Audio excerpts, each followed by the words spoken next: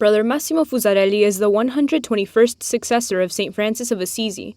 The new Minister General of the Order of Friars Minor was finishing high school in his native Rome when he decided to become a Franciscan, and like St. Francis, place his life at the service of God and people in need. Ero molto giovane, 19 anni. I was very young, 19 years old, and I didn't understand everything. Rather, I understood very little, but it was like a fire started to burn inside me, a flame that's still there today, even if it's been completely transformed. I heard God's call at the beginning, certainly, but I prefer to point out that I still hear it today.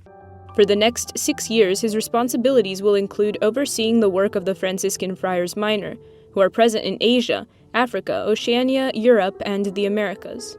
He says one of his top priorities is to renew the order's mission of fraternally living out the gospel. He wants to encourage friars all over the world to always look for God in whatever context or culture they find themselves, even in particularly challenging situations like the COVID-19 pandemic. L'India è stata colpita ed è colpita molto. India was and continues to be hit especially hard by the pandemic. Some of our brothers who were very young died because they were among the people.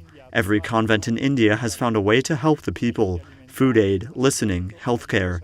They try to use what little they have to do as much as they can for the people. The provincial told me, we didn't want to shut down in this situation, but rather open ourselves. Like his fellow friars in India, Brother Massimo feels most at home when he's out in the community. And although he's not the biggest fan of the administrative tasks that come with his leadership position, he sees his new role as an opportunity to live out his vocation in a different way. Potrò incontrare persone in tutto il mondo. I'll be able to meet people all over the world, and I hope always to keep my eyes, heart, and mind open, to be able to listen, recognize, and take upon myself people's many worries, hopes, joys, and suffering.